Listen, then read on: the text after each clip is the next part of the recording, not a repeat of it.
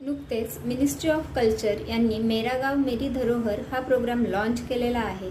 आणि यासाठी एक वेब पोर्टलसुद्धा तयार करण्यात आलेलं आहे आणि त्याचं नावसुद्धा मेरा गाव मेरी धरोहर याचंच एक ॲब्रिव्हेशन असणार आहे, म्हणजेच MGMD. ओके, आता हे मिनिस्ट्री ऑफ कल्चर ही आपल्या Indira Gandhi centre for arts हे जे सेंटर आहे यांच्या थ्रू हा प्रोग्राम नॅशनल मिशन म्हणून कंडक्ट करणार आहे.